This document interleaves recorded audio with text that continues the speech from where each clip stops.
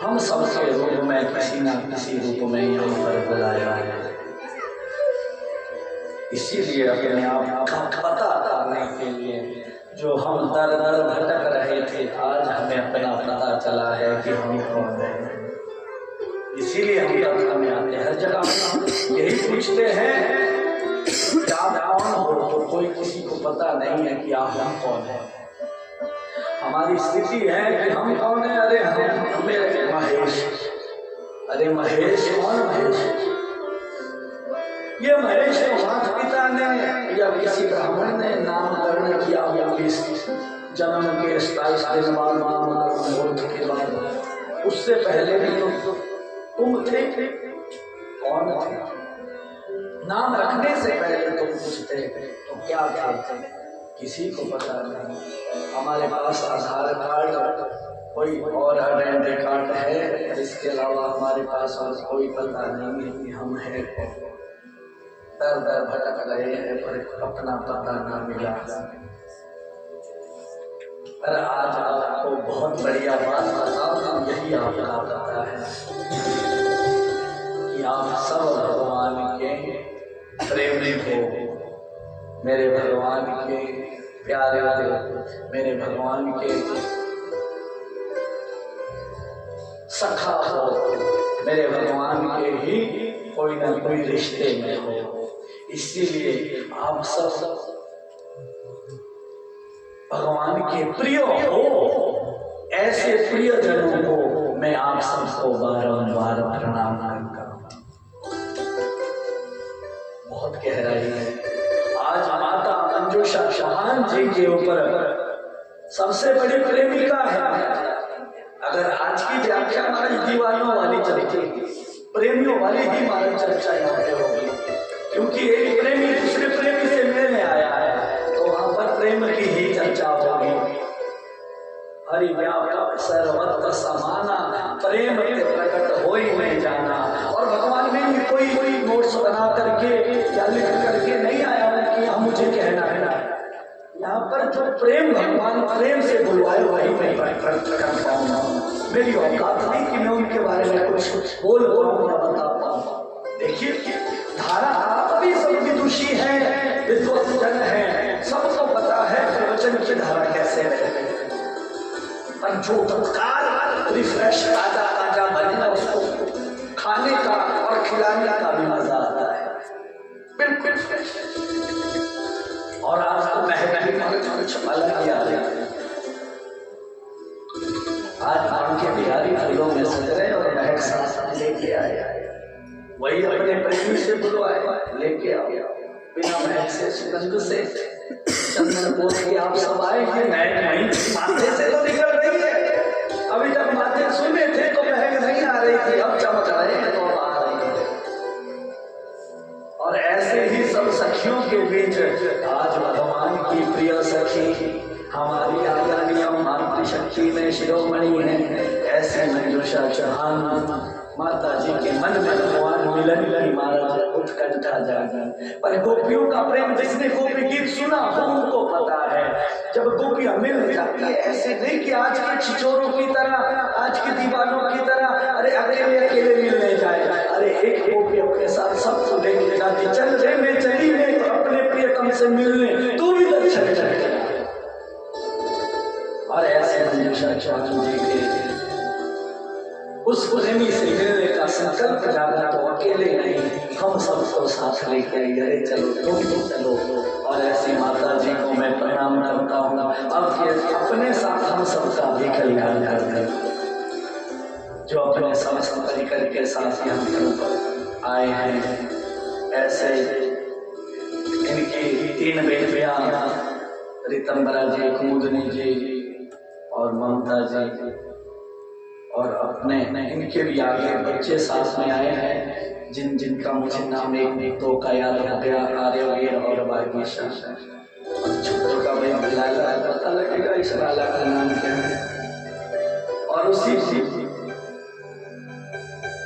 इन्हीं के कुल खानदान से जो माता के साथ पूर्ण रूप से सत्कर्म में सहभागी है, जैसे श्याम जी और उनकी धर्मपत्नी पिता श्याम जी, मैं तो हैरान हूँ कि कितनी बढ़िया बात है, घर के लोग हैं, चौहान से श्याम हो गए। यही तो प्रेमी है महाराज कि चौहान वहां से थे, अब हम भगवान के रिश्तेदार, अब हम श्याम हो गए। ये भी नाम है। कल बात एक सुंदर भाव प्रकट हुआ था श्याम तेरे मिलने का। अरे अब हम भी श्याम है, तुम भी श्याम हो, एक ही रंग में घनश्याम, ऐसे प्रकट हो रहे, ऐसे आज सब ये परिवार का सौभाग्य है, रिश्तेदार बंधु बांधव इष्ट मित्र का सौभाग्य है कि माता अपने प्रियतम से मिलने आई। असली प्रियतम हमारे यही है। अगर कोई समझे तो महाराज ऐसे नहीं आई, अपने गुरु को साथ लाई। गुरु कौन? कुल पुरोहित। अरे मैं अपने प्रियतम से मिलने जा रही हूँ, आप उस रिश्ते को पक्का करने के लिए साक्षी बने। तो कुल पुरोहित आचार्य गुरुदेव श्री देवेंद्र शर्मा जी साथ आए और रिश्ता पक्का कर दिया। आप का ये आशीर्वाद हमें प्राप्त हो रहा है।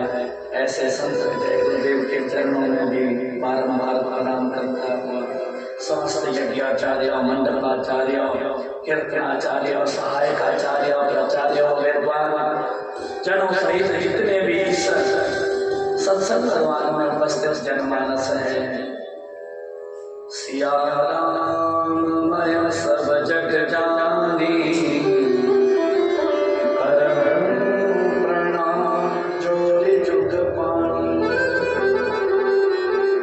खानदान के समस्त मित्रों सहित स्थान काल कुलेष्ट देवताओं सहित जो मूल स्थान हमारे सबके देवता है, उन सब का स्मरण करता हुआ अपने माता पिता का हम सब स्मरण करें, सदगुरु का स्मरण करें और आज के दिव्य सत्संग इस कथा प्रसंग में प्रवेश करें। बोलिए वृंदावन बिहारी लाल की। और ऐसे ही इस कथा प्रसंग सत्संग में जिन्होंने मुझे प्रवेश करवाया है, ऐसे पिता श्री पूज्य चरण को मैं बार-बार प्रणाम करता हूँ, उनका आशीष देता हूँ।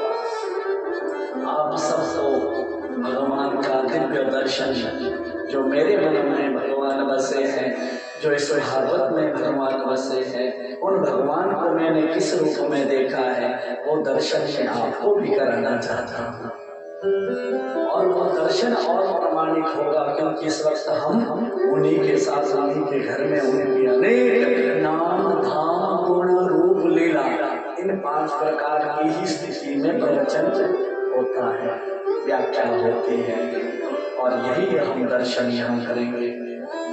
आप सब आए हुए आदरणीय मातृशक्ति समस्त भक्तजन यजमान वृंदों को भी मैं बार-बार प्रणाम करता हूँ।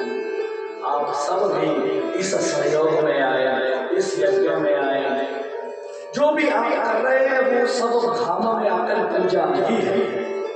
यहाँ का असल व्यसन, उठन बैठन, कमला गमन, सोना जागना भी पूजा है। इसीलिए सब आप भगवान के प्रेमी हो, पुजारी हो, आप जिस भी स्थिति में, अरे यहाँ पर तुम अगर गाली भी दोगे ना, वो भी प्रमाणित हो जाएगी, पूजा हो जाएगी। ये भी स्थिति है। यहाँ पे भगवान को कोई भगवान नहीं मानता। असली बात ब्रज रसली बात बता रहा है। ब्रज में कोई भगवान को भगवान नहीं मानता। यहाँ सब ब्रजवासी भगवान को अपना सखा मानते हैं। तो सखा तो महाराज, अरे एक प्रेमी ही दूसरे प्रेमी को गाली दे सकता है, एक प्रेमी ही दूसरे प्रेमी से लड़ सकता है, एक प्रेमी ही दूसरे प्रेमी से रूठ सकता है। मैं तुम्हारा रिश्ता जो भगवान से बनाना चाहता हूँ वो बताता हूँ। ये ब्रज रस की बात है। और ऐसे ब्रज रस को पाने के लिए हम आज वृंदावन में, इस ब्रजमंडल में, इस गोकुल में, भगवान के इस खेल की भूमि में, रमण वेदी के पास ऐसे शुभ स्थान पर, इस राधा गोविंद भवन में, इस सत्संग द्वार में बैठे हैं और जहाँ पर श्रीमद् भागवत महापुराण का महात्म्य हमने कल सुना, जिस महात्म्य में महाराज बड़ी सुंदर बात प्रकट हुई।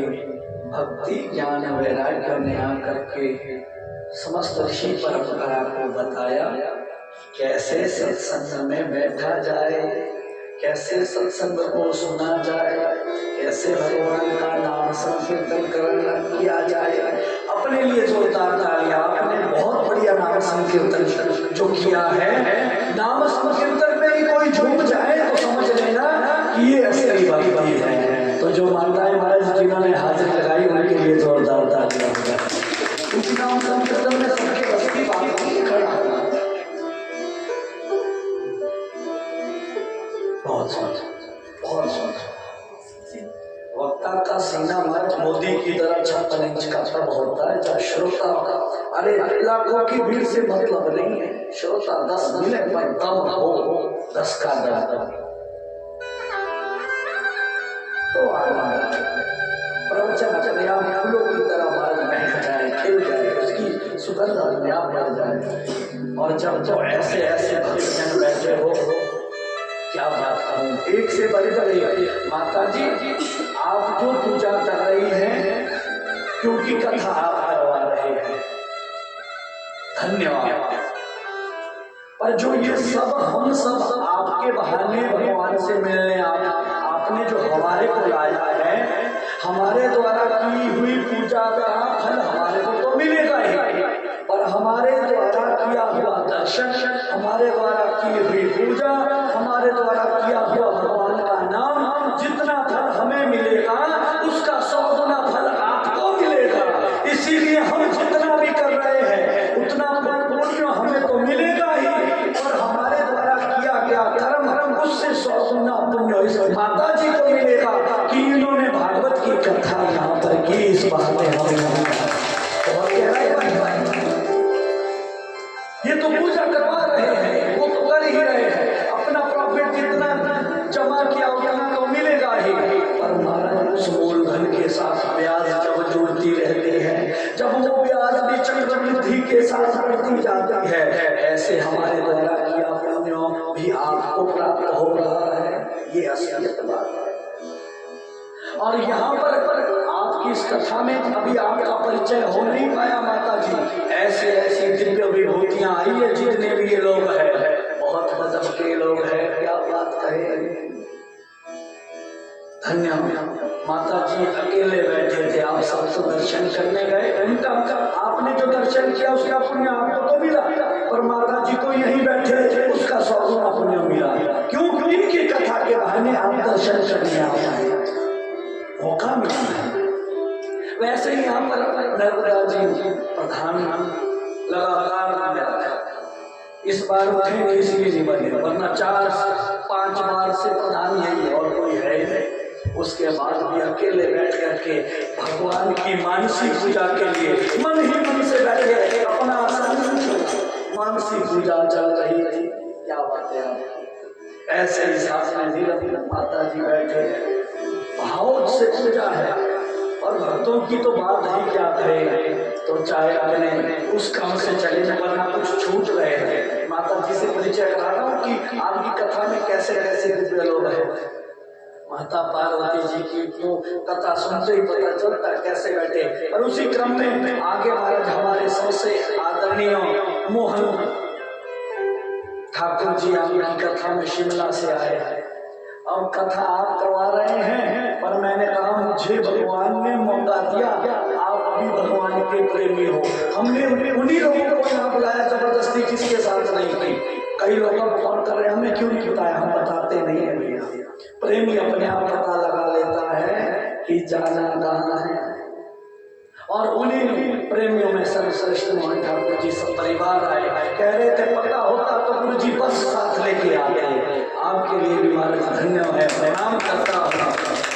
इतने बड़े पद पर ये अभी रिटायर हुए हैं, और अपने बिजली विभाग में भी पता नहीं कितनी बिजली कर्मी है, उसमें भी ये सर्वश्रेष्ठ पद पर, वहाँ पर भी ये उस पद पर प्रधान रहे।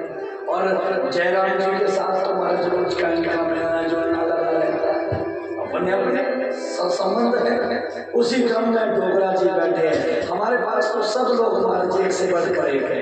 ये भी HRTC में बोल रहे थे बस सीधी लेके आओ, बस स्टैंड से ही बिठाएं। क्या बात है। आप पूर्ण जी बैठे हैं, पूज्य मामूसी को प्रणाम करता हुआ और भी आदरणीय लोग सब मातृशक्ति बैठे और बनहारी वालों की तो बात क्या, जो चल लगातार चले आ रहे हैं। पर महाराज असली जो छुपे रुस्तम हैं वो शकरोड़ी, जो सुन्नी ताता बानी करते सबसे सुंदर गाँव शकरोड़ी का गाँव। और ऐसे शकरोड़ी की सब माताएं आपको पता भी नहीं चलेगा कितनी सेवा और सहयोग इस कथा में कर रहे हैं। और आप समस्त मातृशक्ति को प्रणाम की बस इसीलिए इन्हीं की वजह से बस भी हमने इन्हीं घर से बुलाया कि वहीं से आने आए। ये सब अपनी अपनी सेवा और पूजा, ये सब हमारे घूमने फिरने का तो सब आनंद लेते ही है। ये सब आपकी कथा को और सुंदर बनाने के लिए कथा के प्रेमी है, भगवान के प्रेमी है, इसीलिए यहाँ आए हैं। ना जाने पूज्य माता जी सरला जी बैठे हैं, बोलते मेरा नाम नहीं लेना। अभी अभी राम कथा करवाई घर में, तब भी बोलते मेरा नाम नहीं लेना। अरे महाराज ये वो हस्ती है, अरे सब रेल में और गाड़ियों में बसों में तो सब घूमते हैं, ये महाराज जहाज में और हेलीकॉप्टर में घूमते हैं। तो इनके स्वर्गीय वर्मा जी थे महाराज, कंट्रोलर थे हिमाचल प्रदेश के। कंट्रोलर जैसे सीएम होता है उतना ही कंट्रोलर होता है, बल्कि सीएम कम बोलता है, कंट्रोलर की पकड़ ज्यादा होती है। तो हमारा जिनकी क्या बात है, इतने सब बड़े बड़े वरिष्ठ अच्छे लोग हमें मिले हैं। ये भगवान की दी हुई दक्षिणा है। हम तो भगवान से भी दक्षिणा लेते हैं, औरों की तो छोड़ो, लोगों से तो सब लेते, हम भगवान से भी लेते। मुझे दक्षिणा देना पूज्य पिताजी और सदगुरुदेव भगवान हमारी परंपरा में मामा जी जानते सब लोग, अब तो परिचित है।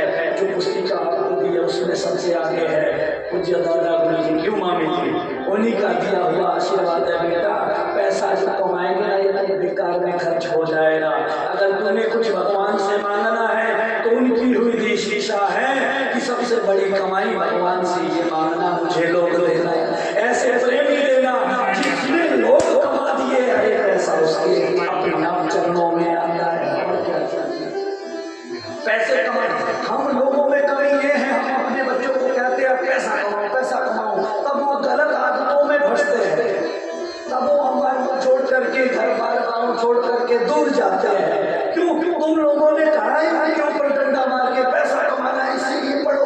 पढ़ाना पैसा कमाने के लिए नहीं, काबिलियत दिलाने के लिए, ताकि बेटा तुम जहाँ रहे पैसा वहाँ आए। उससे घर का भी उत्थान होगा, गाँव का भी उत्थान होगा, समाज का भी उत्थान होगा। वरना हम क्या शिक्षा दे रहे हैं, बेटा इतना पढ़ लिख ली बस दूर चला जा, तो फिर पैदा ही नहीं किया था जब अपने से दूर रखना था। ये बदलना पड़ेगा विचार, ये सोचने वाली बात है, यही कथा है। और इसीलिए ऐसे सब आदरणीय जन हमारे बीच बैठे हैं, सब अपने आप में अद्भुत। और ऐसी कथा जो इतनी सुंदरता के साथ महाराज आज इस द्वितीय दिवस इस शुभ वेला में प्रवेश कर रही हैं, जहाँ पर सूत जी महाराज ने निशाचर तीर्थ में महाराज कह रहे हैं, हे शौनकादि ऋषियों, इस प्रकार से कथा प्रकट होते ही भक्ति ज्ञान वैराग्य नाचते झूमते कथा के मूल। तो ऋषियों ने कहा गुरुदेव ये तो सब ऋषियों की भक्ति ज्ञान वैराग्य की कथा है, पर हम जैसे मूर्ख, हम जैसे नालायक, हम जैसे पापी, हम जैसे कुकर्मी कुसंगी ऐसे लोगों को भी ये कथा कल्याण करती है। आपने कहा था सबका कल्याण करती है, हाँ बिल्कुल करती है, क्योंकि भगवान का नाम पतित पावन है। जो पतित हो गए, पथभ्रष्ट हो गए, उनको भी ये पावन कर देती। तो किसी का काम हम जैसों का हुआ, हाँ अरे हमारी बात छोड़ो, ये कथा पितरों का उद्धार करती है। अरे उन पितरों का बात छोड़ो, ये कथा तो प्रेत को भी प्रेतत्व से मुक्त कर देती है। तो महाराज बताओ, हम तब तक मानेंगे नहीं है, सही कह रहे हो कि गलत? तो गुरुदेव ने कह दिया, बताता आदेव प्रेतस्मिन् सर्वशा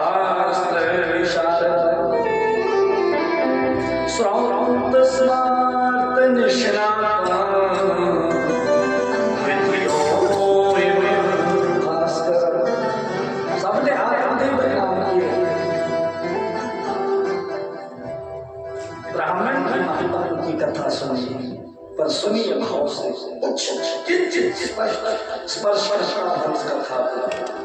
आत्मदेव जी वो ब्राह्मण हैं जिनके वेद निष्ठा पुराण निष्ठा इतनी ज्यादा है कि वो साक्षात सूर्य के समान दिखाई देते थे। एक सूर्य आकाश में आप देखते हो, दूसरे आत्मदेव इतने विद्वान होने के बाद भी दुखी है। इसका मतलब अरे पढ़ना ये रचना ये सब कुछ विद्वता किसी काम की नहीं है जब तक वो विद्वता व्यवहार में नहीं आई। व्यवहार में कैसे आती है? व्यवहार में ऐसे आती है। अब ये तो मत कहना कि आप अपने मुंह मियां मिठे हो रहे हैं, पर मैंने ये अनुभव पिताजी को देख करके किया है। ना जाने कितनी कथाएं की, ना जाने कितना कमाया, उसके बाद भी इनके व्यवहार में केवल यही है, जब मिलेंगे तो दर्शन करना। इनको लोग यही कहते हैं कौन से हाथ जोड़ जोड़ कर दीजिए। ये चीज हमारा सत्संग से इन शास्त्रों से यही चीज को सबसे ज्यादा सीखें। इसीलिए हम सब इस सत्संग से ये सीख करके जाना, जो भी मेरे महाराज उसके लिए हाथ जोड़ करके, क्यों सिया राम मैं सब जगह जाना। फिर उसमें ये मत देखना कि ये पंडित है, ये ठाकुर है, ये वैश्य है, ये शूद्र है। अरे सब है। अरे जीव मात्र में भगवान है, सबको प्रणाम करना है, सबको हाथ जोड़ करके राधे राधे कहना है। हाथ उठा करके कहिए राधे। एक बार मिलके बोलना पड़ेगा, जोर से बोलना पड़ेगा। वृंदावन की राधा राधा रटत ही सब बाधा मिट जाए। जन्म की आपदा राधे नाम पे जा।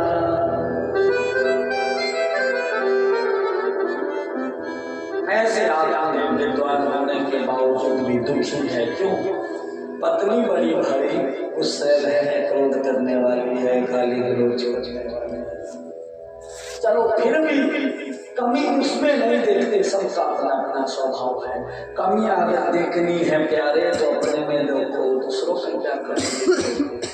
तुमने कितनी कमियां हैं ये सत्संग तुम्हें बताएगा, वरना दुनिया तो तुम्हें दूसरों की ही कमी दिखाएगा। आत्मदेव ने देखा मेरे भाग्यों में नहीं है, अब ऐसी स्थिति में ऐसे कर्म करूंगा क्या? चल दिया जैसे ही चल दिया।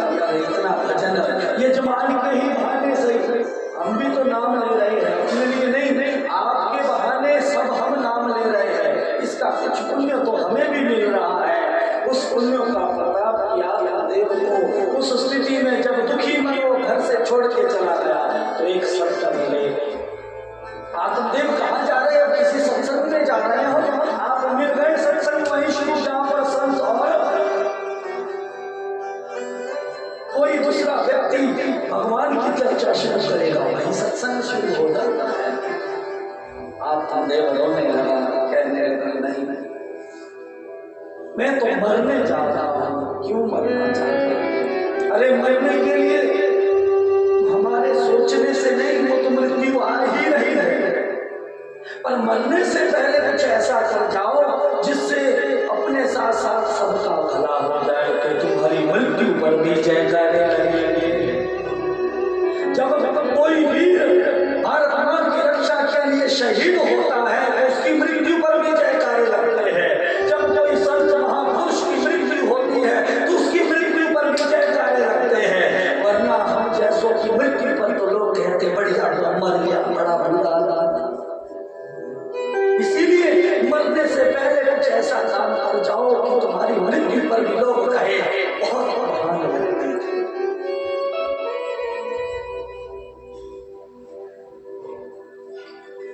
अरे महापुरुष ना जीते जी मशहूर नहीं हो, महापुरुष मरने के बाद मशहूर उनका नाम उतना महान तब मरने के बाद बनता है। जितने भी महापुरुष प्रसंग आप जानते हो, उनकी मृत्यु के बाद उनका नाम और बना हुआ, वरना हमारा लोगों की मृत्यु के बाद तो कोई पूछता भी नहीं है। था इससे कोई इस जगह का, इस शहर का, इस गांव का, इस प्रदेश का कोई नहीं जानता। इसीलिए मैं तो खुद भी यही कहता हूँ, जीते जी कुछ कर पाऊं या ना कर पाऊं, मरने पर मशहूर हो जाऊं। कुछ ऐसा मरने से पहले कर जाऊं, जीते जी कुछ मिले ना मिले, पर मरने पर मशहूर हो जाऊं तो समझ जान लेंगे कि हमने कुछ जिया। ये हमारा विचार होना चाहिए। जो परीक्षित जी का ये विचार आप बताने सुनेंगे, तब आत्मदेव को कहने लगे, सर हे आत्मदेव, तुम पंडित विद्वान सब कुछ जानने वाले, काहे को संसार के अभावों में रो रहे हो? आज आत्मदेव कहते नहीं, आप क्या जाना, संतान बड़ी जरूरी है। यहाँ पर अगर आप अच्छे सुनने वाले हैं तो एक बात सुनाना चाहता हूँ। आगे मंगलाचरण में भी वो बात आई है जहाँ पर सत्य के बाद धर्म पथ पर चलने की बात आई है कि धर्म कहते हैं किसे, और ये प्रश्न परीक्षित जी का भी है। तो इस मौके पे एक स्मरण आया तो आपको बता देता हूँ कि यहाँ पर आत्मदेव है गृहस्थ और संत है सन्यासी, दोनों ही धर्म पथ के मार्गी हैं। हम भी गृहस्थी लोग धर्म पथ पर चल रहे हैं और सन्यासी लोग महाकुंभ में आप देख रहे हैं, ब्रजमंडल में भी आप देखेंगे वो भी धर्म पथ पर है। तो फर्क क्या है? क्योंकि हमने तो सुना है जो माता पिता को छोड़ करके जाते हैं, माता पिता की सेवा नहीं करते हो तो अधर्मी होते हैं। इसका मतलब जितने ये सन्यासी है, क्या ये अधर्मी है? विचार अबे जो माता पिता को छोड़ के जाता वो अधर्मी होता है, जो माता पिता की सेवा नहीं करता वो अधर्मी होता है। हम लोग तो धर्मी है, वो अधर्मी है। नहीं, फर्क है। अच्छे सुनने वाले महाराज जी, हम धर्मी हैं केवल व्यवहार के, संसार के। गृहस्थ जो धर्म है वो व्यवहार संसार के धर्म को चला रहा है, ये व्यवहारिक धर्म है। पर जो सन्यासी है, क्यों? उन्होंने माता पिता का त्याग अपनी मुश्किलों के लिए नहीं, उन्होंने सत्यों को जान लिया, इसीलिए सत्यों को पकड़ने के लिए धर्म पथ पर चले, घर बार छोड़ दिया और प्रभु को अपना लिया। उसको धर्म नहीं परम धर्म रहा है। हम जो जी रहे हैं ये धर्म है, पर जो सन्यासी लोग सबके भले के लिए जी रहे हैं, उनका एक परिवार नहीं, हम सब पूरी दुनिया परिवार है, वो परम धर्म कहलाता है। यहाँ पर धर्म और परम धर्म की आपस में चर्चा हो रही है। जो आत्मदेव कह रहे हैं, अरे संतान होनी बहुत जरूरी है, घर परिवार सब संस्कार, अरे चाहे वो घर की कोई देवऋण ऋषि ऋण से मुक्ति के लिए संतान हो, चाहे वो देवता के कोई कार्यों को करने वाला हो, चाहे माताओं की बहनों की बेटियों की रक्षा करने वाला हो, चाहे वो भारत की रक्षा करने वाला हो, ये सब व्यवहार संस्कार जो चलेंगे ये तभी चलेंगे जब गृहस्थ परिवार चलेंगे। पर उधर परम धर्म कह रहा है, अरे ये सब रिश्ते नाते ये सब बंधन के कारण है। बंधन में व्यक्ति जो बंधा होगा वो दुखी रहेगा, चाहे उसके सामने सब कुछ रख दो, तुम्हें एक पिंजरे के अंदर बंद किया कर दिया जाए, जेल में बंद कर दिया जाए, तो चाहे तुम्हें 56 भोग खाने को दिए जाए, पर हमारा जो 56 भोगों में भी स्वाद नहीं आएगा। जो बाहर जाकर के यात्रा करते हुए दर्शन करते हुए हमें प्रसादी मिलेगी, उसका आनंद अंदर एक कमरे में कभी नहीं आएगा। ऐसी चर्चा आपस में चल रही है। तब आज संत ने कह दिया, हे आत्मदेव, मैं तो तुम्हारी कुंडली में, क्योंकि हम पंडित हैं, हम कुंडली देखते हैं, पर जो संत होते हैं वो कुंडली नहीं, वो तो ललाट पढ़ करके, माथा पढ़ करके मुंडली बता देते हैं, तेरे भाग्य में क्या है। और हमारे बीच भी ऐसे ही एक संत आत्मा जो साक्षात ब्रह्मपुरी से आए हैं, ऐसे चिरंजीव को मैं महाराज मन ही मन से प्रणाम करता हूँ। ये तो हमें गुरु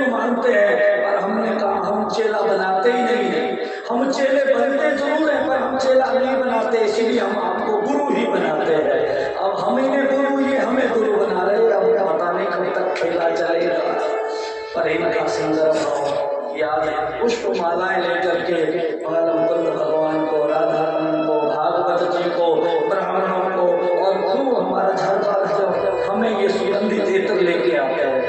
जिनको पता है हमें बड़ा खुशबू पसंद है तो हमारा जाप लेके आए। भगवान जी आपके जीवन को भी यूं ही महकाते रहे, यूं ही सजाते रहे जैसे आज आपने हमारी यात्रा को सजाया है। इस चीज से महाराज आपका अपना अपना तीर्थ में आया। आपके द्वारा सब व्यक्ति क्योंकि तीर्थ में आता इसलिए है कि पूजा करो, दान करो, दक्षिणा दो, तो महाराज मना नहीं है। ऐसे ये कथा तो हमारी माता जो भगवान की प्रिय सखी है ये कथा करवा रहे हैं। हम कथा के लिए किससे दक्षिणा नहीं ले रहे, पर उसके बावजूद भी ये कहते हैं आप ब्रजवासियों को दक्षिणा कम देना, अगर दक्षिणा देनी ही होगी तो हमारे को देना, क्योंकि हम ब्राह्मण अगर सत्कर्म में लगे रहेंगे तो हिमाचल में भी संस्कार बना रहेगा और ना सब महाराज हिमाचल में धर्म कहीं डूब ना जाए। अगर हमारे को कुछ देंगे नहीं हमारे यजमान तो किससे मांगेंगे? हमारे ब्रजवासी थोड़ी ना देने वाले हमारे को, इसीलिए हमारे यजमान हमारे को खूब दे तो मना नहीं है। कथा माता जी की ओर से, पर आप लोग जो बाहर लुटा रहे हैं उससे बढ़िया हमें दे, कहीं ना कहीं हमारे को तो घर परिवार पर रहे, अपने लिए नहीं मांगता। भगवान माता जी ने, दादाजी ने खूब कमाया। मैं सब ब्राह्मणों की बात कर रहा हूँ। तो खाना खाने के बाद देना चाहता है तो खाना खाने से पहले देना चाहता है। ऐसे तो भागवत माता मंजूषा जी की तरफ से है, पर आप भी बैठ करके मन ही मन भगवान की पूजा कर सकते हैं, भगवान का नाम ले सकते हैं, दर्शन करते आते जाते, तो आपको जितना पुण्य मिलेगा इस परिवार को उसके से 100 गुना ज्यादा पुण्य मिलेगा। अब मेरा भी मन है कि एक दिन में आपको यहाँ जिस दिन भगवान का जन्मोत्सव हम मनाएंगे, मैं अपनी तरफ से आपको बढ़िया से रसमलाई खिलाऊंगा। इसीलिए अगर आप सब लोगों का भी किसी का मन हो आज मैंने भगवान को भोग लगाना है तो लेके आओ, तुम जो खिलाना चाहते हो, पर तुम जा नहीं पाओगे। इसीलिए हमारे जो ये मैनेजमेंट कमेटी के सचिव यहाँ बैठे हैं इनको आपने दे देना कि आज मेरी तरफ से भगवान को समोसे का भोग लगे, मेरी तरफ से गुलाब जामुन का भोग लगे, मेरी तरफ से आज ये भोग लगे, तो कोई दे सकता है आपके पास। हम मांग ऐसे भी मांग रहे पर अपनी तरफ से आप खाओ तो उसके लिए भी मना नहीं, खाएंगे हमें, पर भगवान को तो प्रेम पूर्वक आप लगा सकते हो। इसीलिए किसी को कोई चिंता नहीं है, यहाँ पर दोष भी कोई नहीं है। बाकी तो हम सब अपने अपने में हैं, पर ये सब नियम यहाँ वृंदावन में इसका कोई वो नहीं है कि ये नियम इस तरह से है।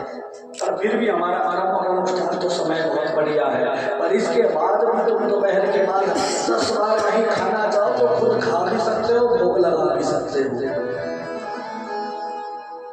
बाकी सब व्यवस्था बहुत सुंदर यहाँ बनी हुई है। आप यूं ही सत्संग में आए, दर्शन तो सब कर ही रहे हैं, साथ साथ में कथा मिल रही है, इसका भी अनंत पुण्य हमें प्राप्त हो रहा है। बोलिए बिहारी लाल। संत ने कहा तेरे ललाट में तो इस जन्म क्या अगले 7 जन्म कोई संतान नहीं। आत्मदेव ने सुना तो अपना माथा संत चरणों के में पटकाया, अब तो मुझे मरना ही नहीं। अभी सोच रहा था कि मैं मरूं कि ना मरूं, पर अब मुझे इतना दुख मेरा दुख आपने 7 गुना और बढ़ा दिया, तो मुझे मरना ही है। पर इस मरने का पाप हे संत तुझे भी लगेगा। संत ने कहा है मैं आया था पुण्य कमाने, ये पाप मुझे मिल गया, ब्रह्म हत्या का पाप मुझे ऐसे मिल गया।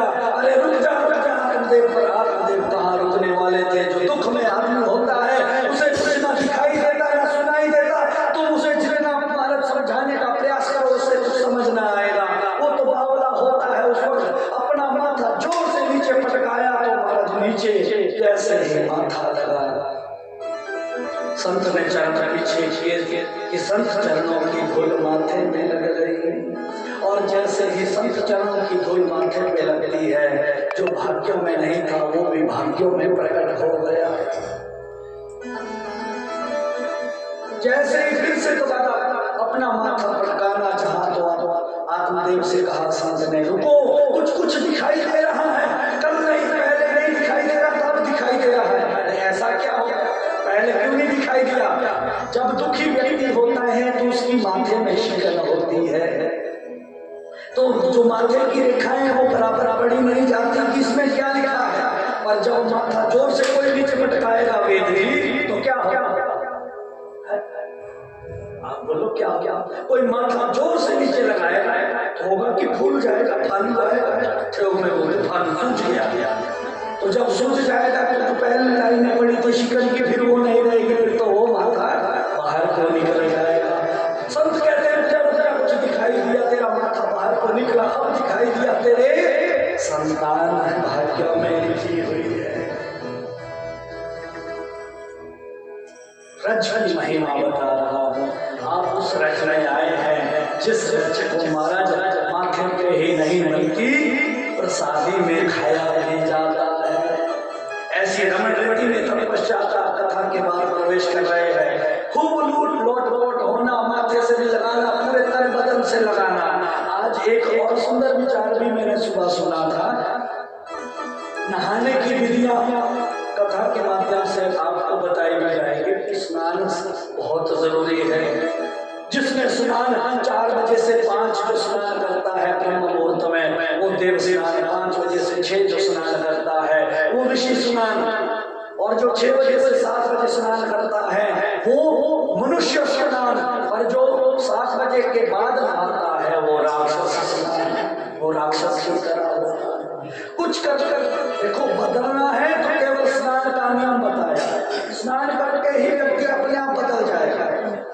पर उस नियम का माता जी, उस नियम का यहाँ पर कोई दोष नहीं लगता। यहाँ पर चाहे दिन में ना हो, चाहे ना भी ना हो, कोई दोष नहीं लगता। ये धाम की बात है। जो इससे पहले भी नियम बता रहा था, इसी बात पे देखो प्रकट हो गया। इस धाम में तुम शाम को नहाओ, दिन को नहाओ, रात को नहाओ या ना नहाओ, ये नहाना भी तब पूरा हो जाएगा। तुम मिट्टी उठा करके केवल बदन में लगाओ तो भगवान का नाम ले लेना, राधे गोविंद तो स्नान हो जाएगा। और इससे ऊपर का नियम है कि हम रोज रोज तो ब्रज में रह नहीं पाएंगे, वृंदावन में रह नहीं पाएंगे, तो घर में कैसे होगा? या तो घर में आपको स्नान का टाइम पकड़ना पड़ेगा, या फिर घर में क्या करना, रोज भगवान के सत्संग में रहना। क्योंकि जो कथा गंगा के इस सरिता में स्नान करता है उसको भी दूसरे राक्षस के दोष नहीं लगते। बड़े वृंदावन बिहारी। अब आर्यवीर जी राक्षस ऐसे थोड़ी ना होते हैं। हम सोचते राक्षस वही होते हैं, लंबे लंबे सींग वाले, लंबे लंबे दांत वाले जो हा करते हैं। राक्षस होते हैं हमारे अंदर जो काम, क्रोध, मोह, लोभ, अहंकार, ईर्ष्या, द्वेष, ये सबके अंदर होते हैं, सबके अंदर भी होते हैं। ऐसे ना सोचना कि उनके अंदर नहीं होते हैं। तो इसमें फर्क क्या है? फर्क ये है कि हमारे काम, क्रोध, मोह, लोभ, अहंकार, ईर्ष्या, द्वेष जब स्वार्थ की दृष्टि से अपना नाम बनाने के लिए दूसरे का बुरा करते हैं तो हम ही राक्षस होते हैं।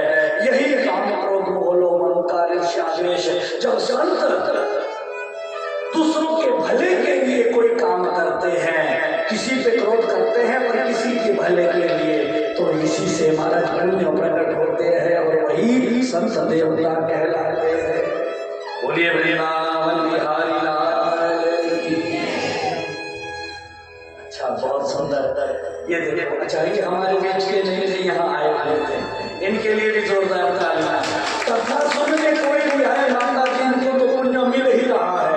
यहाँ आते आते आपको भी आपकी कथा के द्वारा इतने लोगों को इसका लाभ मिल रहा है, इसका पुण्य आपको भी मिलेगा। बोल वृंदावन बिहारी लाल की।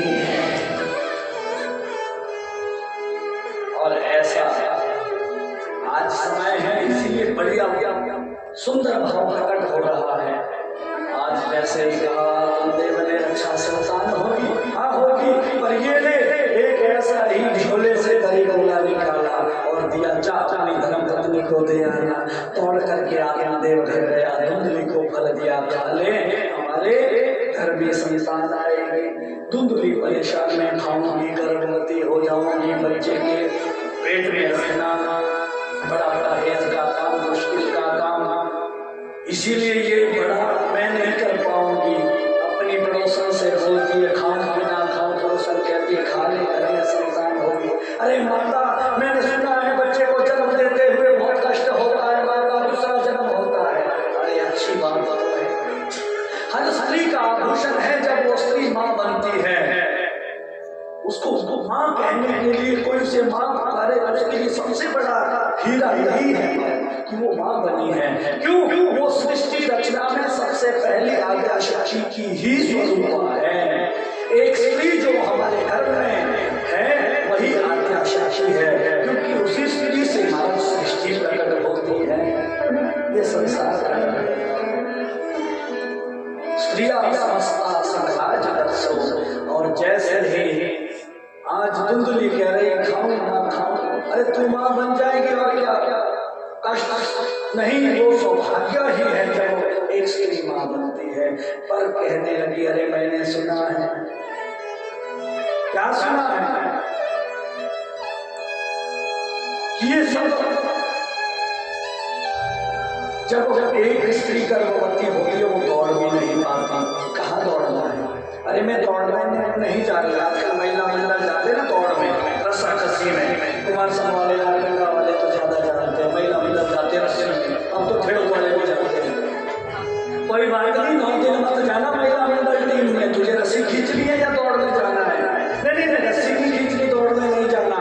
कहीं भूकंप आ गया, गिर रहा हो, लोग भाग जाएंगे, मैं गर्भवती रहूंगी तो भाग नहीं पाऊंगी। घर में आग लग रही है, अभी गांधी गाँव में आग लगी, सब गाँव वाले भाग गए। कहीं ऐसी स्थिति मेरे घर में बन गई, मैं गर्भवती हुई और सब भाग जाएंगे, मैं ना भाग पाऊंगी, यूं ही जल जाऊंगी, मर जाऊंगी। अरे सब छोड़, तू अकेली माँ नहीं बन रही दुनिया में, इसलिए खा ले, जो होगा भगवान पे छोड़ दे। नहीं, मैंने सुना है ये पापी लोग है, ये मंत्र फूक करके वशीकरण करते हैं, पता नहीं कौन सा फल दिया, कहीं मैं उसी बाबे के पीछे ना चली जाऊं महाकुंभ में। क्योंकि कुछ संदर्भ ऐसे ही पश्चात जाते हैं। एक आजकल साध्वी बली नहीं है, उसका वो रील आता है महाकुंभ में गई हुई, कहीं ऐसा तो नहीं कि मैं भी बाबे के पीछे वशीकरण हो गया। अरे ऐसा कुछ नहीं है। मैंने सुना है जो सुखदेव है अपनी माँ के गर्भ में 12 साल तक रहे, कहीं इस फल को खाने से मेरा अगर 2-3 साल भी ठहर गया, मैं तो ऐसे ही मर जाऊंगा। अरे छोड़, तो मैं खाना है तो खा, पर मेरा दिमाग मत खा। वो चली गई। दूसरी आई कौन? कुबुद्धि, तो उसकी बहन है धुंधली, दूसरी कुबुद्धि। उसने कहा बहन अगर तू डर रही है तो मैं अभी गर्भवती हुई हूँ, मेरा जो संतान वो तेरी संतान, क्या तेरा क्या मेरा, इसीलिए चिंता मत कर। बहुत दुख होता है, बहुत कष्ट होता है। अब मैं संतान की नाम तो नहीं सकती, पर ऐसा कर सकती हूँ कि ये संतान पालने पोसने के लिए तुझे दूंगी, तेरा ही बच्चा कहलाएगा। खुश हो गई तो इस फल का क्या करूं? इस फल को गाय दे दे, गाय तेरी बात है खाएगी। कहीं गर्भवती हो गई तो घर में दूध दही के खूब आनंद लगेंगे, क्योंकि खूब दूध कल पिया सबने कि नहीं पिया, मैंने तो 2 गिलास पिए। और मन था, मैंने सोचा अभी पहले दिन नहीं, अभी 7 दिन और मारत चलाने, कहीं पेट गड़बड़ ना हो जाए, यहाँ का पानी दूध आराम से। और 7 ही दिन नहीं, अभी तो मेरे 21 दिन तो ऐसे है कि एक भी दिन विराम नहीं है, लगातार कथा कहते, इसलिए थोड़ा परहेज करना पड़ेगा। पर उन्होंने अब शादी दी है, जो मैं पहले कह रहा था, मना थोड़ी ना कर सकते उनके लिए, उनका अपना पुण्य है, और कथा में वो दे रहे हैं, इसका हमारे लिए अनंत पुण्य है। बोलिए वृंदावन बिहारी राम। सब अपना अपना पुण्य कमाना चाहते हैं, पर सबका पुण्य जितना है उसका 100 गुना पुण्य माता जी को मिलेगा, क्योंकि आपके द्वारा संकल्प हुआ है। सब जितना करेंगे उससे 100 गुना पुण्य अपने आप को फ्री में ब्याज में मिलेगा, पर जितना आप कर रहे हैं वो तो मिलेगा ही। बोल वृंदावन बिहारी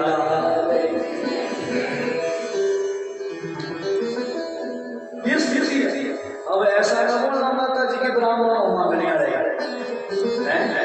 हमारे पास तो अपना है कुछ नहीं, सच्ची बात है। ना ये धोती अपनी है, ना माला अपनी है, ना पटका अपना है, ना कुर्ता अपना है, ना महाराज घड़ियां अपनी है, ना महाराज और ये मोबाइल भी अपने नहीं है, ये भी लोग दिए हुए हैं। सच है, सबको पता है। आप लोग पिछली कथाओं में थे, अभी न्यू ईयर पर अचावा दिया हुआ ये आईफोन एक यजमान ने हमारा गिफ्ट किया। मैंने कहा इतना कौन खर्चेगा, हम तो कभी 1,000 ना खर्चे थे बेकार की चीजों में, 1.5 लाख खर्च कर दिया। मैंने कहा धन्य हो, और ये बाकी बिहारी की सेवा है, जितना त्याग करोगे उतना महाराज अपने आप ही मिलेगा। मैं 4 सालों से धाम की कथा कर रहा हूँ, हरिद्वार धाम और वृंदावन धाम में, और आपसे कहता हूँ ये कथा में मैं 1 रुपया भी नहीं कमाता। जो आप देते हो ये श्री सेवा सत्संग धाम में लगाता हूँ, इससे गौ सेवा होती है, इससे महाराज तीर्थों पर संत सेवा होती है, और यजमान के यज्ञों में भी सेवा होती है। जितना यजमान सहयोग करता है, मैं चाहता हूँ यजमानों की कथा कम से कम में हो। आजकल जब कथाएं होती है ना तो लाखों शुरू करके यजमान छोड़ता मैंने कथा ही नहीं। पर श्री सेवा सत्संग धाम भेद भी मैंने इसलिए किया है कि मैंने सबको कहा है, माताओं को, आपने अगर कथा करनी है और अगर असमर्थ है, अब तो सब आप लोग तो करोड़पति लोग हो, पर जो माता या जो कोई पुरुष भक्तजन कथा करने में असहाय है, मामा जी आपने उपदेश वालों को बता देना, अगर मुश्किल है, अगर पैसे लगते हैं, पैसे नहीं हैं, तो भी हम उनके लिए कथा निःशुल्क करने के लिए तैयार है। बोल देना ऐसा व्यास है मेरे पास तो फ्री में आपकी कथा करेगा। भगवान ने बहुत दिया है, 1-2 कथा में नहीं लेंगे तो क्या होगा, साल भर में 20-25 कथाएं हो जाती है, खूब आनंद लगे, कमी कोई नहीं। हमने ऐसी कथाएं भी की हुई है। अरे व्यास तो फ्री में ही है, पर हम अगर ये चाहे कि किसी यजमान की कथा बिल्कुल ही फ्री करानी है, तो हमारे साथ जो सेठ लोग बैठे हैं तो हम उनको बोल देंगे, घर फोन कर लेंगे, कुछ पैसा भिजवाओ, कथा करवानी है, तो उस यजमान के घर में कथा पंडाल भी फ्री में लग जाएगा। और ऐसे ऐसे यजमान लोग, अब तो कोई खाई वाले जुड़ गए। अब ममता जी डॉक्टर है, पति एक्शन है, बोलेंगे कि थोड़ी ऊपर वाली कमाई भेजो, हमने कथा करवानी किसी के घर में, तो महाराज मिल जाएगा। देंगे महाराज की नहीं देंगे, अब हमारा तो ऐसे कथा होनी चाहिए, कथा रुकनी नहीं चाहिए पैसे के चक्कर में, भगवान का नाम रुकना नहीं चाहिए पैसे के चक्कर में। इसीलिए जितना यजमान का बर्डन कम हो और भगवान मुक्त होकर के भगवान के नाम में झूमे जाए, हमें झूमने वाले यजमान और खोने वाले पीने वाले यजमान चाहिए। वो वाले नहीं जो ऊपर को खाई में चलता, वो वाला ये कथा पीने वाले लोग चाहिए। क्योंकि गुरु जी हमने कोई खाई वाले को थोड़ा ज्यादा फेमस किया हुआ है, बोलो दवा में दारू और खाने में काढ़ी, यही 2 चीजें कोई खाई में फेमस है। बोलिए वृंदावन बिहारी थोड़ी बेचनी लागी तो आई हम तो आई ठे बोले न ठे पड़े पड़े ना से बोलते बोल वृंदावन बिहारी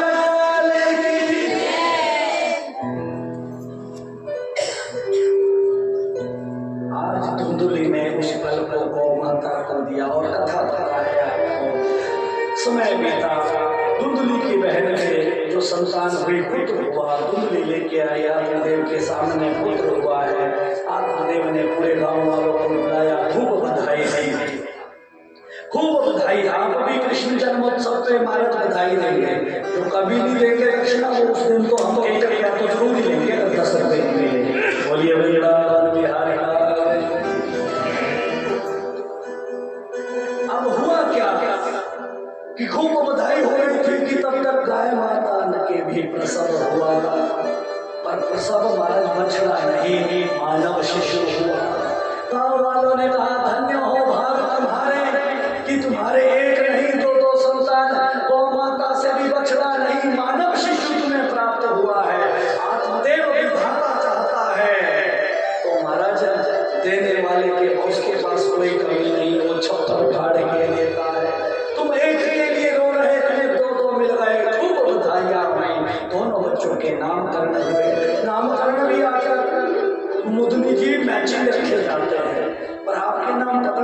इतने सुंदर पिताजी ने रखे कि माता जी ने, बहुत बढ़िया नाम है, अद्भुत नाम। इतने सुंदर नाम मैंने आज तक कभी कभी पढ़े ही नहीं है। रितंबरा, हम तो रितंबरा मां साध्वी उनको ही जानते हैं जो व्यासपीठ की भी सेवा करती है। कितना सुंदर नाम। आज के बाद जो और यजमानों के घर में बेटियां होंगी यही नाम नाम में, बहुत बढ़िया नाम ये नाम। ऐसा नामकरण अपने धुंधली कहती है मेरे नाम से मैचिंग होना चाहिए। आजकल मैचिंग है, धुंधली ने कहा मैं धुंधली तो मेरा बेटा धुंधुकार है। और जो जो माता से सच्चा हुआ है उसके कान गौ के समान इसका नाम गोकर रखा गया। और दोनों बड़े माँ के साथ परवरिश में जो बच्चा रहेगा वो माँ की तरह होगा, और पिता के साथ परवरिश में जो बच्चा रहेगा वो पिता की तरह होगा। ऐसा ही हुआ।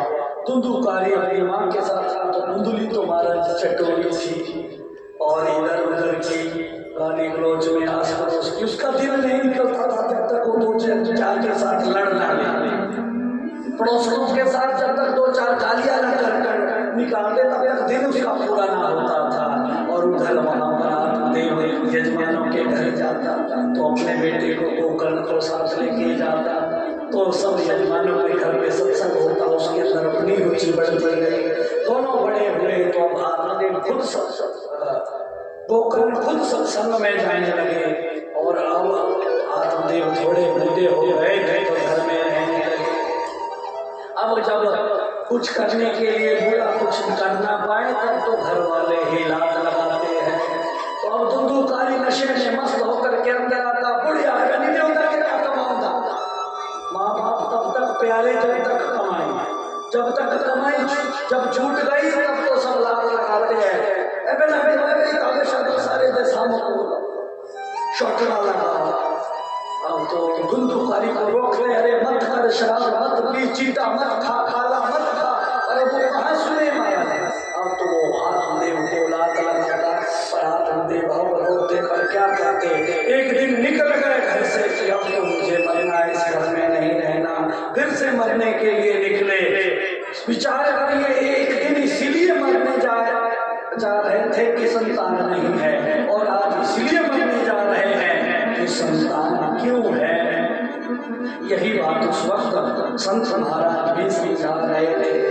जरूरी नहीं है संतान सुख ही देगी, क्योंकि ये संत परिवार कभी सुख देगा ही नहीं। हम सोचते हैं ये परिवार सुख देगा, ये भूल जाओ, परिवार का सुख नहीं देता। सुख तो केवल एक ही चीज देती है, वो आपके सामने विद्यमान है। मरने गए आत्मदेव को रास्ते में मिले गोकर्ण। यही गोकर्ण कहते हैं पिताजी कोई सुखी नहीं है। आपको क्या लगता है ये सब सुखी है? प्रधान सुखी है, विधायक सुखी है, जिला परिषद सुखी है, मंत्री सुखी है। अरे हमारे तो मुख्यमंत्री भी सुखी है। कौन से सुखी? सुखविंदर सिंह सुख। एक सुख नहीं दो सुख मामा जी लगे हैं, आगे भी सुख और पीछे भी सुख।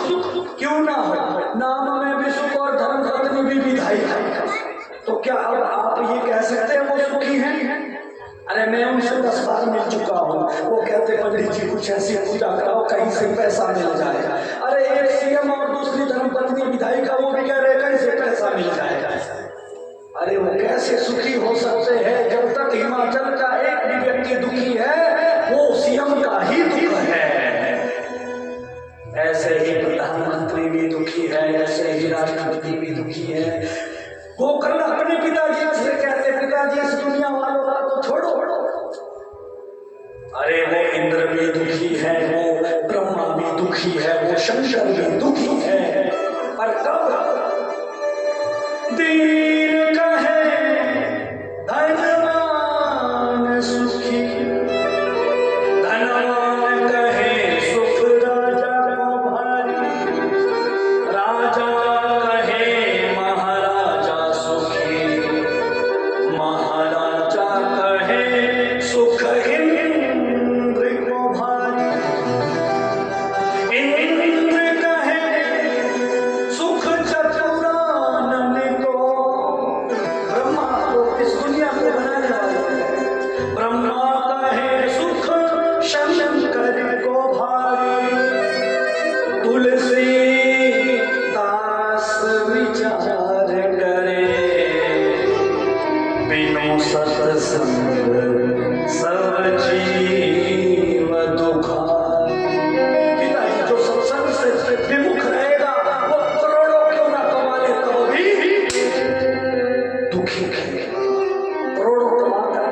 चाहे महाराज 5 स्टार में रहो, पर जितनी जिसके पास पैसा आता है उसकी उतनी ज्यादा नींद उड़ जाती है। इसलिए तुम्हारे पास जितना है, अगर किसी ने ये कह दूं मैं आज महाराज ये लो 1 करोड़ रुपया और इसको संभाल के रखना, तो मैं गारंटी कहता हूँ उसको नींद नहीं आएगी। उसी करोड़ के चक्कर में, देखने के चक्कर में, संभालने के चक्कर में, कोई तुम्हारे पास 10 किलो सोना दे दे, अरे संभाल के रखना, अरे उस घर में अलमारी में लगेगा कि कोई भूत ना चाहे, उसे नींद नहीं आएगी, क्योंकि ज्यादा संपत्ति महाराज दुख ही दे गई है। इसीलिए पिताजी सुख सोए कोई चीज में, कोई तन दुखी, कोई धन दुखी, कोई तन दुखी, कोई मन दुखी, कोई धन बिन रहत उदास, थोड़े थोड़े सब दुखी, सुखी राम दास। इसीलिए पिताजी राम के दास हो जाओ, उसी में सुख है। ऐसे दास हमारे कुटियाला जी तो हो गए हैं, हम भी शायद आपके पीछे पीछे हो जाए। दुनिया घूमते हैं, केवल कथा के लिए यहाँ आए हैं। कथा में भगवान के नाम में इतनी रुचि है, कोई पता नहीं है, संत है। माता जी तो इसी के साथ आई है, कहीं पता नहीं प्रयाग चले जाए तो वापस ना आए, या तो वो मेरे को भी साथ लेके जाए या फिर मैं घर में ही रहूंगी। पर ये कहते नहीं, साथ में चलो, दोनों संपत्ति साथ चलते हैं। कोई मतलब नहीं, बस भगवान से प्रेम है, ये बड़ी बात, सीखने वाली बात। चिरंजीव ऐसे ही आएगा शाखा ब्रह्मपुरी से, कोई मतलब नहीं है, ना हमने कुछ पैसा लिया ना दिया, इन्होंने कहा भगवान के नाम से और आपसे प्रेम है, आप चाहो तो मैं कथा के लिए, चाहे आप इस भारत के बाहर भी जाओ, वहां भी आऊंगा, क्योंकि मुझे भगवान से और कथा से प्रेम है। ऐसा भाव होना चाहिए। ये कम होता है हमारा, हमें भी सीखना पड़ेगा, ये हमें भी रहना पड़ेगा, वरना प्रवचन बोलने को तो दूसरे कहे नशा आप करने जाएगा।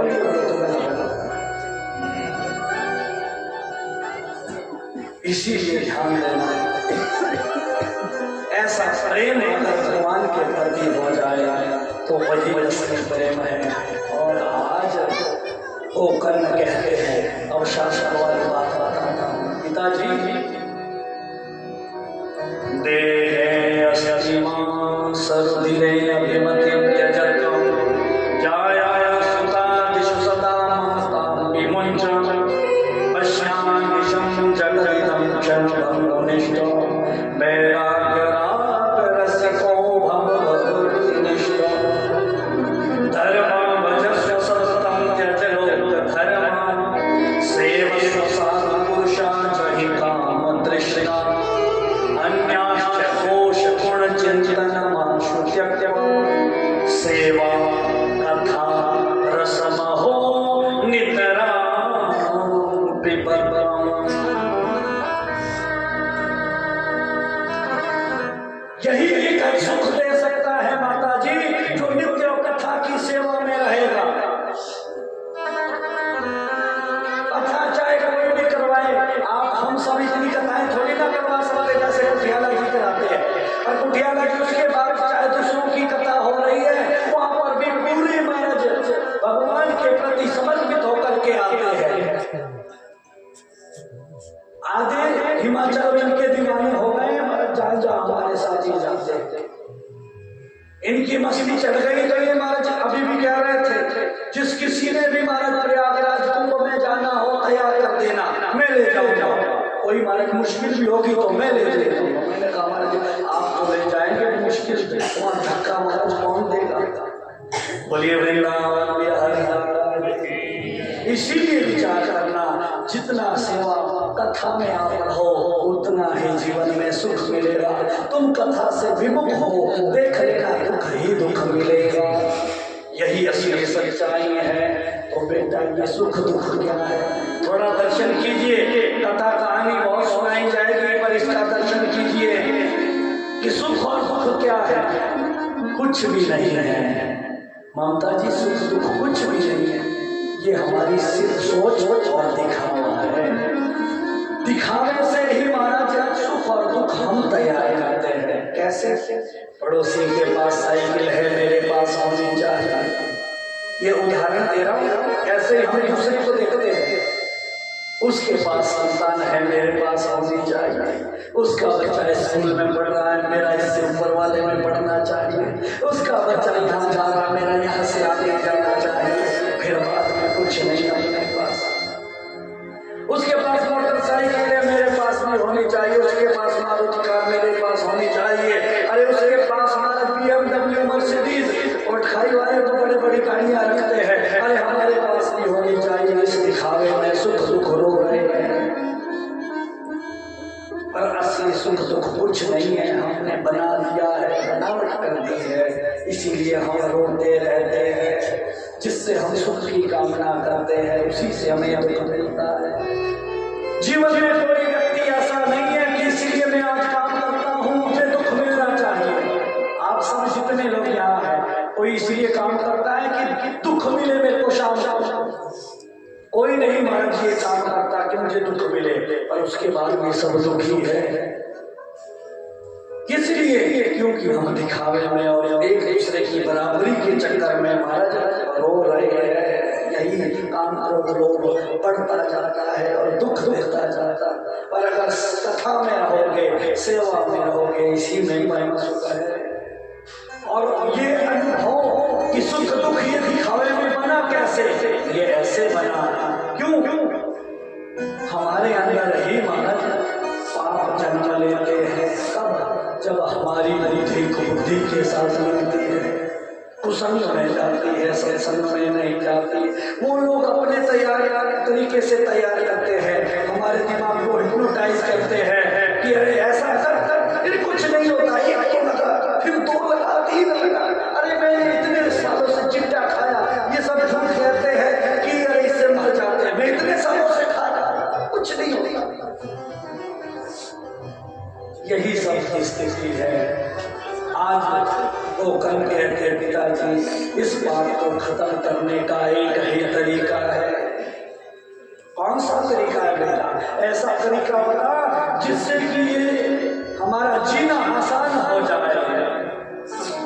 तो वो कल कहते पिताजी ध्यान से सुनना सब लोग। ज्ञान घटे नरम मुड़ किसन,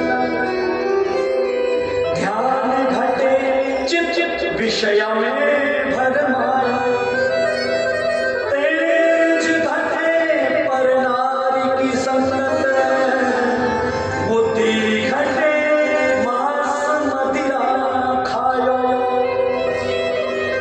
प्रेम घटे नित ही कुछ मांगत, मान घटे नित्य पर घर जायो। महेश सुनो मन मूरख, पाप घटे हरि के गुण गायो।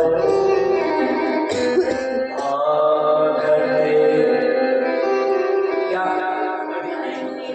तो गाते क्यों नहीं? जब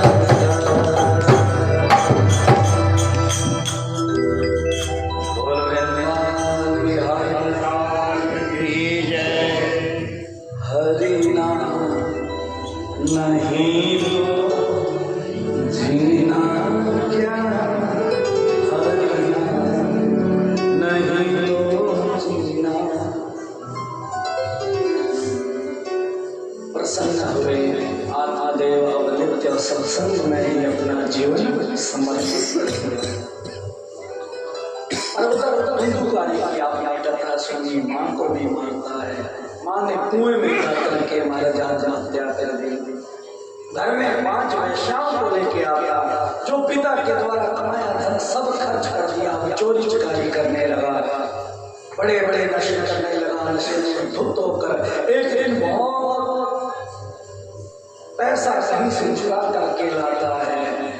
वैश्याओं ने देखा करोड़ों की संपत्ति चुरा के लाया है, पर जरूर इस बार ये पुलिस के हत्थे चढ़ेगा, ये पकड़ा जाएगा तो साथ में हम भी पकड़ी जाएगी, हम सबको जेल खाने में चट्टी पीसने डाला जाएगा।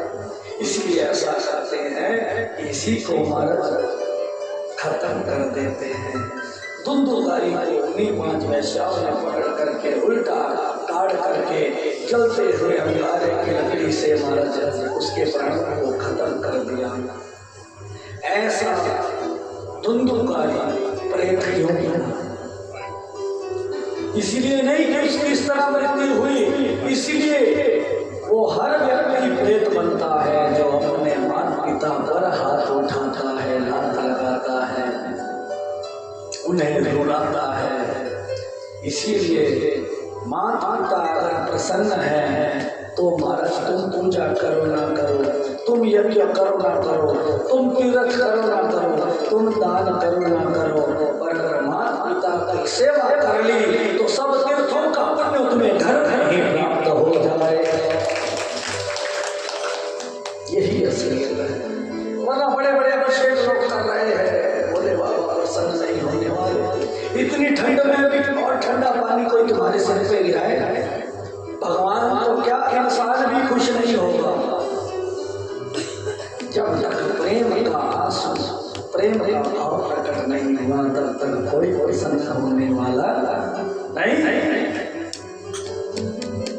ऐसा है धुंधुकारी, उसकी मृत्यु के बाद सब कुछ किया, वो करने पर उसकी प्रेतत्व से मुक्ति नहीं हुई। प्रेतत्व से मुक्ति के लिए वो कर्ण ने सूर्य भगवान का आशीर्वाद लेकर के भागवत की कथा करवाई और धुंधुकारी प्रेत योनि से मुक्त हो गया। बोले भागवत।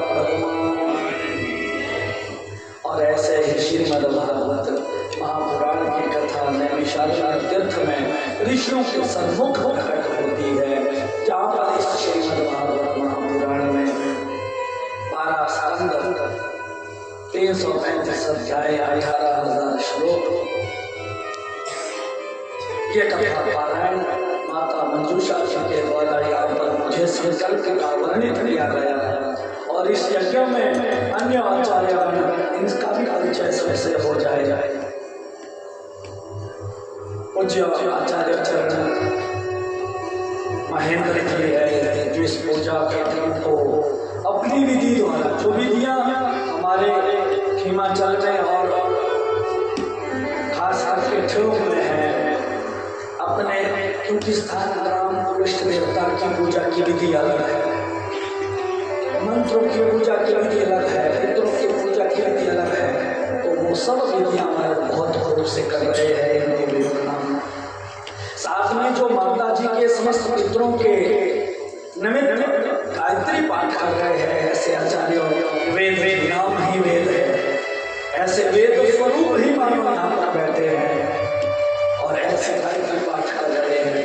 आचार्य नितिन जी हैं, वासुदेव जी का पाठ, महामंत्र का पाठ जाप हो रहा है, और अन्य हमारे कीर्तन के आचार्य है, इन्होंने ये महाराज जी पाठ भी करते और जगह ये सिर्फ कीर्तन ही करते हैं, और इन्होंने कहा माता जी के संकल्प के लिए 2-4 मंत्र जो हमें आते हैं पंचायतन के, 2-4 दिन को तो सब कुछ आता है, तो मैं कह रहा हूँ ये हमारे से सब विद्वान है, तो माता के लिए जितना समय होगा हम भी पंचायत माता के लिए करेंगे।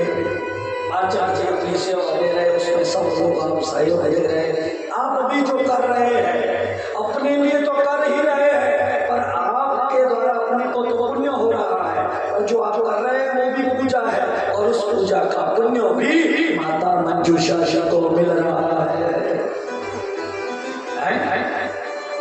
और इससे सुंदर सुंदर और क्या सत्संग हो सकता है। घर में जब व्यक्ति करता है ना तो लोग कमियां निकालते हैं, इनके सत्संग में इस चीज की भी कमी, इसकी भी कमी, उसकी भी कमी। पुण्य तो कहाँ, वहां तो पाप इकट्ठा होता है। पर धन्य धाम में आकर आप ही पूजा नहीं कर रहे, सब लोग जो कर रहे हैं उस उनकी पूजा का पुण्य भी आपको मिल रहा है। क्यों यही शासन धाम की बात बता रहा हूं।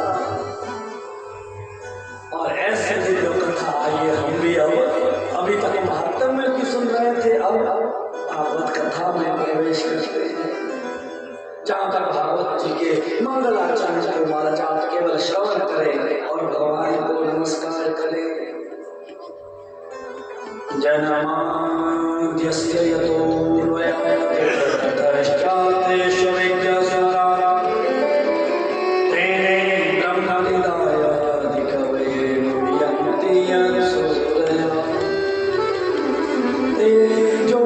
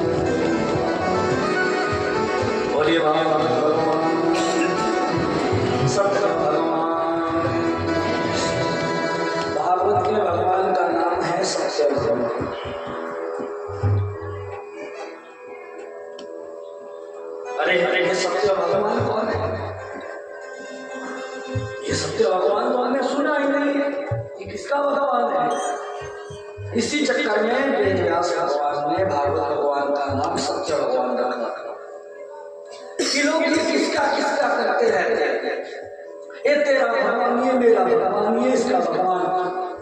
कोई गणपति को इष्ट मानता है, कोई दुर्गा को इष्ट मानता है, कोई शिव को इष्ट मानता है, कोई विष्णु को इष्ट मानता। ऐसे ऐसे सबके अपने अपने इष्ट चक्कर में लोग लड़ते हैं। तेरा भगवान मठवा, मेरा भगवान, तेरी काली का मठवा, मेरी मोटी। अरे छोटी बड़ी कुछ नहीं है, सब एक है। ऐसे हम अपने क्षेत्र में भी लड़ते रहते हैं, तेरा भगवान मेरा, अपनी देवती लड़ते रहते। और यही लड़ाई हमारा जगह है। यहाँ से ऊपर तो हिंदू धर्म में ही इतनी लड़ाई है, रामानुज वाले राम वाले, हमें क्या इधर वाले वृंदावन धाम वाले। फिर उससे ऊपर लड़ाई नहीं तो महाराज हम हिंदू वाले, वो कहते मुसलमान वाले, वो अंग्रेज कहते हम वाले। इसी चक्कर में व्यास जी ने देखा ये सब लड़ते रहते हैं। मैं ऐसे भगवान को भागवत में प्रतिष्ठित करूंगा जो सबका भगवान होगा, इसलिए लिखा सत्यम परम धीमहि। मेरे भगवान सत्य है, सत्य को तो सब मानते हैं।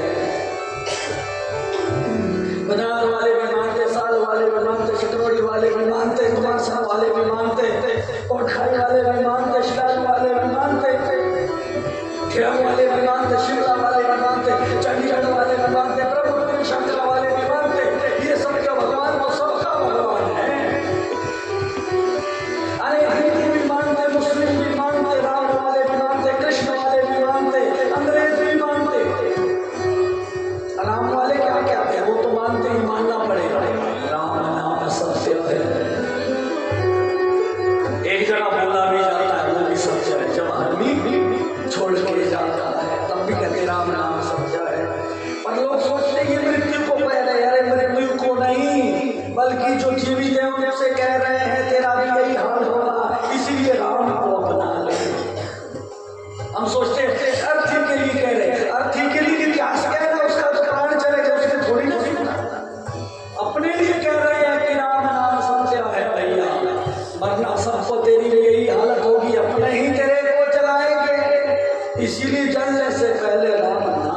ज्योति जला ले।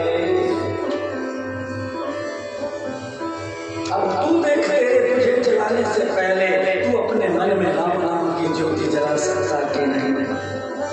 ऐसे शिव वाले कहते हैं जो शिव को मानते हैं, सत्यम शिवम सुंदर, जो माता को मानते हैं वो कहते हैं साचे दरबार की। बुद्ध वाले और कहते हैं बदलाव समझी वाले सत्यम शरणम गच्छामि। ऐसे ही महाराज मुसलमान भी सत्य को मानते थे। और ये आजकल जो ये बच्चे तो कॉन्वेंट में ही पढ़ते हैं अंग्रेजी स्कूल में, वो अंग्रेज भी सत्य को मानते और कहते गॉड में गॉड इज सब सत्य को मानते। तो सबसे कहा अरे यही सत्य भगवान में भागवत में प्रतिष्ठित कर रहा हूँ, आओ इस भागवत भगवान सत्य को प्राप्त करो। कैसे प्राप्त करो? धर्म के मार्ग पर चलो। यहाँ परम धर्म की बात हुई, संसार धर्म की नहीं। ऐसे परम धर्म पर चलने के लिए क्या करने पड़ेगा? इसके लिए तीसरा श्लोक बताया, रसिका भूमि भावुकता, रसिक होकर के भावुक होकर के भागवत की शरण ग्रहण करो, ये अपने आप तुम्हें मिल जाएंगे। भगवान को पाने के लिए कहीं जाना नहीं पड़ता, तुम भागवत की शरण में आओ, भगवान अपने आप तुम्हारे मन में आ जाएंगे। बोलिए भागवत भगवान। तब शांति ऋषियों ने पूछा, ये भागवत भगवान की रचना व्यास जी ने क्यों की, कैसे की, कहाँ की? अरे ये भागवत की रचना हिमाचल में हुई। वेद जी की आपने सैकड़ों कथा सुनी, पर ये नहीं सुना होगा कि भागवत की रचना हिमाचल में हुई। बात आई है, व्यास जी जन्मते जब महाराज तपस्या करने गए शिखरों में, तो शिखर कहाँ थे? भारत में, हिमाचल। हिमाचल में आए, उन्होंने वेद का विभाग किया, 4 वेद बनाए, उपनिषद लिखी। बात बनी नहीं तो महाराज व्यास सारे पर भी किया और के साथ है। आपने तो दर्शन भी किया, आप राम में रहते हैं, तो वहीं बैठ करके उन्होंने महाराज पुराणों की भी रचना की। और ऐसे पहाड़ों में आकर के पुराण को लिख दिया। नारद जी के कहने पर भागवत जी की रचना की कि अनेक पुराणों में अलग अलग स्वाद है। किसी ने इलायची डाली, किसी ने काजू डाला, किसी ने बादाम डाला, किसी ने दूध डाला, किसी ने चीनी डाली, किसी ने मेवा डाला, किसी ने केसर डाला, और सब चीजें एक जगह बनाओ तो खीर खाने का आनंद आता है। सब रस को एक जगह पकाओ तो महाराज उसका स्वाद बढ़ जाता है। ऐसे ही वो सब चीजें इसमें जो सब पुराणों में, वेदों में, उपनिषद में है, वो सब भागवत में है। निगम फल ऐसे भागवत फल की रचना जब व्यास जी ने की तो अब बांचे थे। अरे इसको बांचने के लिए तो कोई परमहंस चाहिए। परमहंस कौन है इस दुनिया में? प्रयाग की ओर देखा, वहां पर हजारों करोड़ों संत आए हैं, कोई परमहंस है क्या? अरे सब लिखते हैं परमहंस, पर है कोई नहीं। सब लिखते हैं जगत गुरु, पर है कोई नहीं। सब लिखते हैं श्री श्री 1001 करोड़ 8 लाख 8 ऐसा लिखते हैं, पर लिखते हैं कोई नहीं। व्यास जी देख रहे कोई है नहीं, तो ऊपर की ओर देखा, महादेव दिखाई दिए। अरे असली गुरु परमहंस तो वही है। पुकारा, हे महादेव आओ, पूजा करने लगे। वंदे देवोपतिं सुरगुरुं, वंदे जगत्कारणं, वंदे पन्नगभूषणं मृगधरं, वंदे पशूनां पतिं, वंदे सूर्यशशाङ्कवर्णनयनं, वंदे मुकुन्दप्रियं, वंदे भक्तजनश्रेष्ठवरदं, वंदे शिवं शङ्कर। बोलिए उमापति महादेव की। महादेव तो समाधि में बैठे हैं, अपने आनंद में राम नाम भज रहे हैं। नारद जी ने देखा महादेव की समाधि भंग करनी पड़ेगी, जल्दी से कैलाश पे गए और मिले किससे? हिमाचल की बेटी से। अरे बेटी पार्वती कैसे हो? ठीक ठाक। ये महादेव ऐसे ही समाधि में बैठा रहता है कि तेरे साथ साथ करता, मुझे खुश रखता कि नहीं। वो हिमाचल वाले सब लोग पूछ रहे हैं हमारी बेटी खुश होगी कि नहीं। कहाँ पहाड़ पर दे दी, वहाँ ना रोड है ना रास्ता है, उसकी तो गाड़ी भी बैल है, ढंग से चलती भी नहीं। आजकल लड़कियों को ये सबसे बड़ी शादी करेंगी वही जिसके पास गाड़ी होगी, जिसके पास कार होगी, शादी वही होगी। संस्कार हो चाहे ना हो पर कार होनी चाहिए।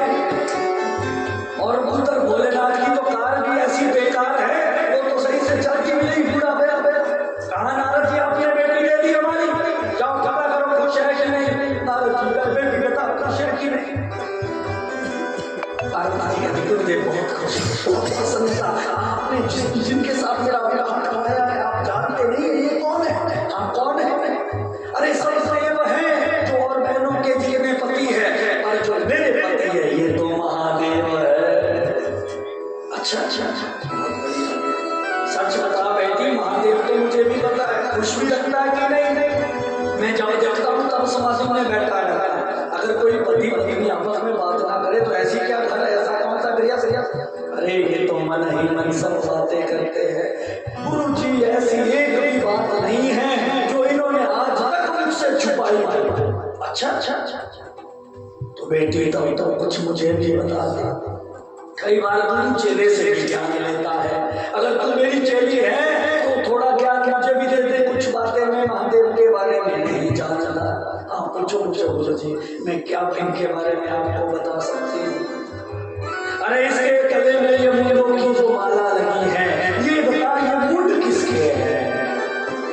गुरु जी कई बार परीक्षा ले लेते हैं अपने चेले की। मैं देखता हूँ कितना तेरे अंदर भाव है। आज पार्वती चुप चुप, क्योंकि ये पता नहीं कि किसके मुंड है। गुरु जी ये तो मुझे नहीं पता। तो अभी कह रही थी कि मुझे तो सब पता है जो इनके मन में वो मेरे मन में। ये तो एक अर्धनारीश्वर रूप में जितना आधा ये उतना आधा हक मेरा लगता है। और तुझे पहले ही बात पता नहीं तो बस हो गया। बेटी मुझे पता लग गया कि मुझे ये कितना खुश रखता है, बोलने की जरूरत नहीं है। दिख गया मुझे कि तू कितनी खुश है। एक बात भी तुझे पता नहीं है, आगे क्या बताऊंगी तुम। पार्वती मैया गुरु जी ये पता नहीं था, बाकी सब बता रहे हैं। बस खुश रहना बेटा, क्या करें। जब विवाह करवा दिया तो हमारे हिमाचल में रिवाज है कि हम अपनी बेटी को फिर वापस नहीं लाते। जो हुआ तेरे भाग्यों में है, लिखा लिखा, बस तू गई तो अब यही नहीं। पार्वती को गुस्सा आया, मेरे गुरु जी नाराज हो गए। महादेव ने मुझसे छुपाया कि उनके गले में मुंडों की माला किसके मुंड है। आज बताती हूँ, समाधि से थोड़े निकल लेते तो सब मेरे हिमाचल वालों को पता चलेगा कि हम जब नारद जी गुरु जी को वहां बताएंगे कि उसके तो ऐसा है कि वो बैठा हुआ समाधि में, वो चुपचाप खड़ी है। वहां ना घर है, ना दरवाजे है, ना कमरे हैं, ना कोई बेडिंग है, ना कोई खावे हैं। कैसे पता नहीं उसका दिन कटता है। वरना आजकल माताओं का दिन मोबाइल पे बढ़िया कटता है। वहां तो मोबाइल रखने का भी फायदा नहीं है, सिग्नल ही नहीं है। वहां ना व्हाट्सएप चलता, वहां ना कोई वीडियो कॉलिंग चलती। अब हमारी बेटी मां बोर हो रही है, बर्बाद हो रही है। आज गुस्सा अपने पति पे आया। पार्वती मैया बताती हूँ थोड़ा अपनी भक्ति ये जो पाखंड के आंखें बंद करके बैठे हुए शाम के समय जैसे अपनी समाधि से आंखें खोल करके पार्वती को देखा तो हर पति को पता चल जाता है अपनी बलधर्म पत्नी को देख करके कि आंखें गुस्से से है। पता लगा दिया कुछ गड़बड़ तो है। और पति भी महादेव की तरह हो तो महाराज वो कहते हैं, महादेव ने कहने लगा कि अब तो तारीफ करनी पड़ेगी जब पत्नी गुस्से में हो। तो तारीफ कैसे की महादेव ने? अरे ओ शैलपुत्री, अरे ओ हिमसुता, अरे ओ मृगनयने, अरे ओ कमलनयने, मृगाक्षी। ये संस्कृत के कुछ शब्द हैं जो किसी की तारीफ की जाती है। पर आज के पति तारीफ करते होंगे, करते होगी नहीं करते, करते नहीं करते। अरे कर लिया आज पत्नी पति, अरे हेमा मालिनी, अरे श्रीदेवी, अरे मधुबाला। अरे ये भी मतलब आप तो नए नाम बोलना, ये तो पुरानी हो गई। अब बोलना बड़े अतिथि का पात्र होगा, अनुष्का का पाला। और महाराज पार्वती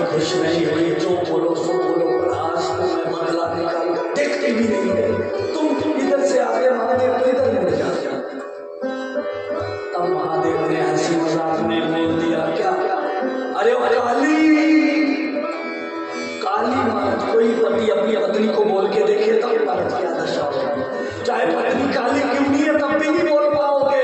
महादेव की हिम्मत देखो कि आज काली बोल दिया कि माँ ने अपना प्रचंड रूप करके कह दिया हूँ मैं काली, हूँ मैं भद्रकाली, पर मैं तो बाहर से काली हूँ, पर तुम तो मन के काले हो। बड़े बड़े वाले वाले हो पर मन के काले हो।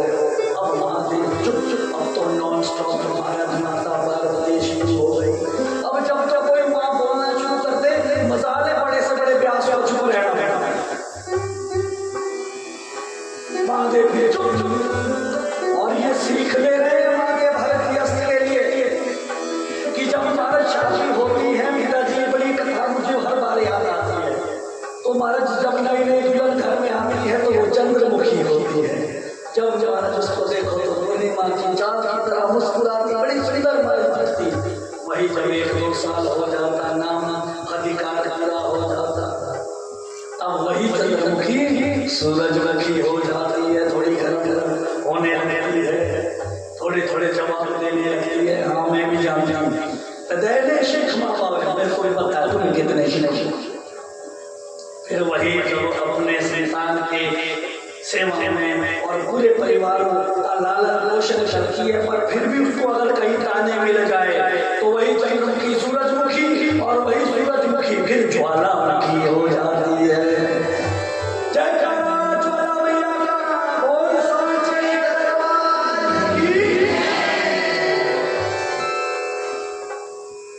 पर ऐसी स्थिति में जब पत्नी चंद्रमुखी से सूरजमुखी और सूरजमुखी से ज्वालामुखी हो जाए, उस वक्त पति को महादेव की तरह अंतर्मुखी मनमुखी मौन हो जाना चाहिए।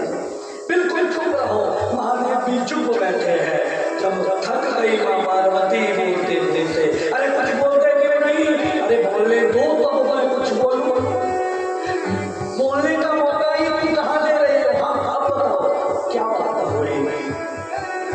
अरे मुझे ये बताओ, फूलों की माला जो आपने पहनी है किसके लिए है? अरे पार्वती आज तक तो तुमने इतना कभी गुस्सा किया नहीं और कभी ने पूछा नहीं। आज कुछ लग रहा है कोई आया था क्या?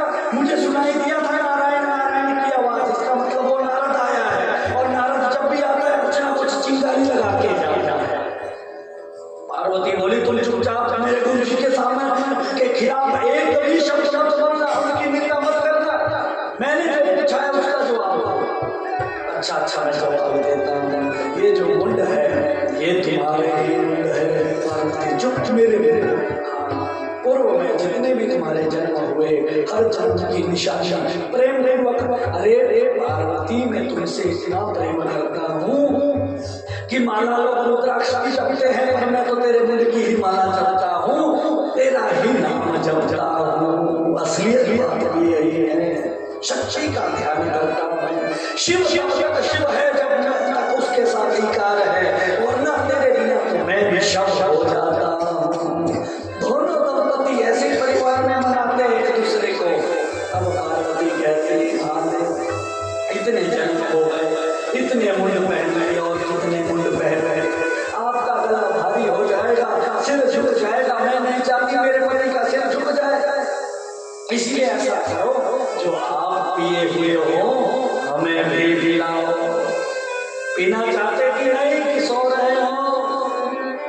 बोले इंदिरा मैया की।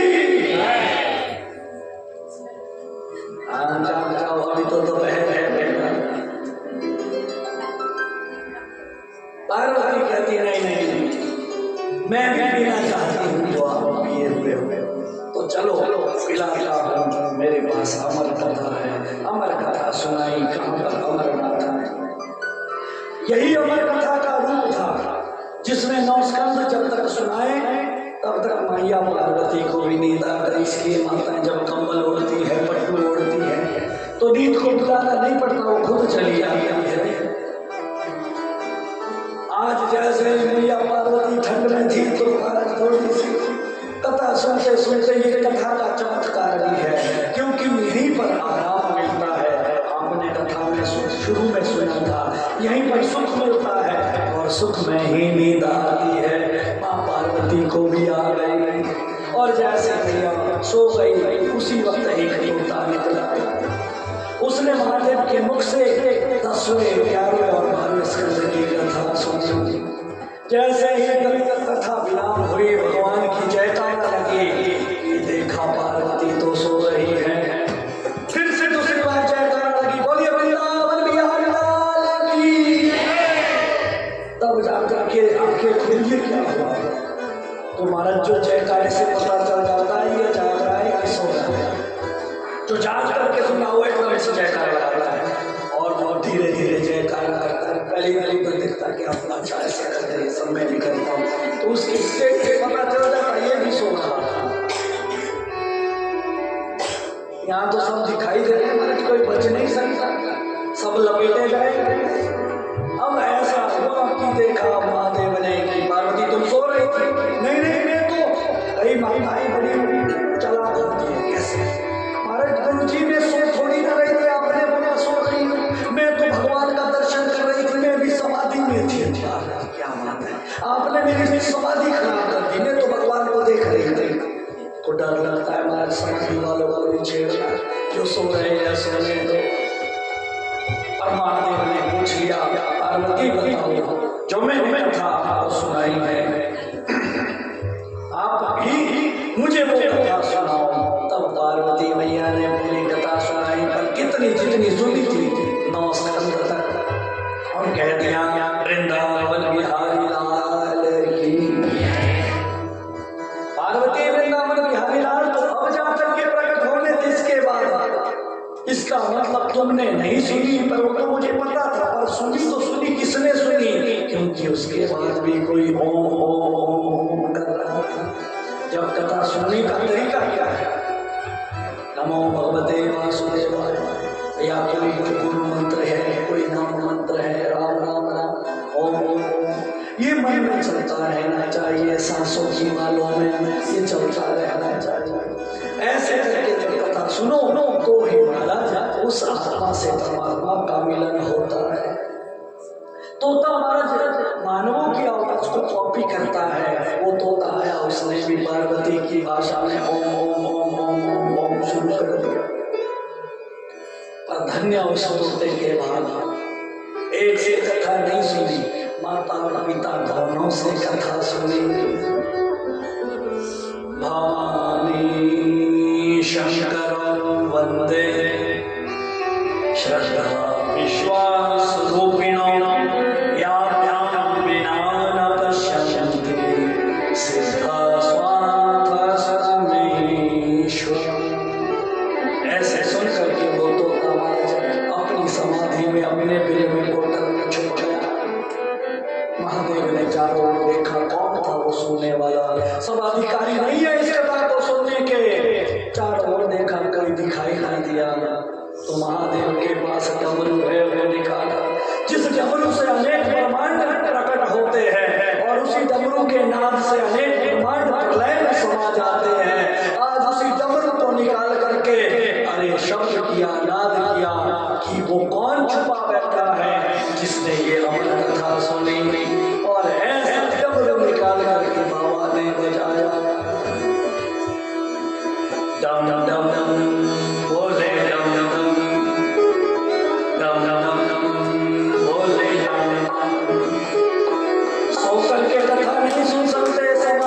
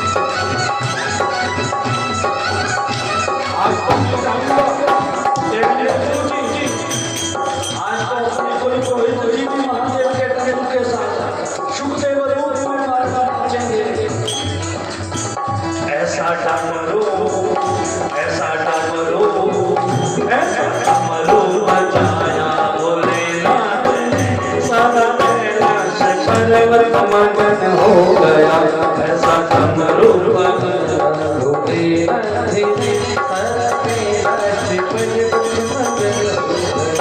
ऐसा डमरू बजा भोलेनाथ ने, सारा कैलाश पर्वत मगन हो गया, ऐसा डमरू बजा भोलेनाथ ने, सारा कैलाश पर्वत मगन हो गया, सारा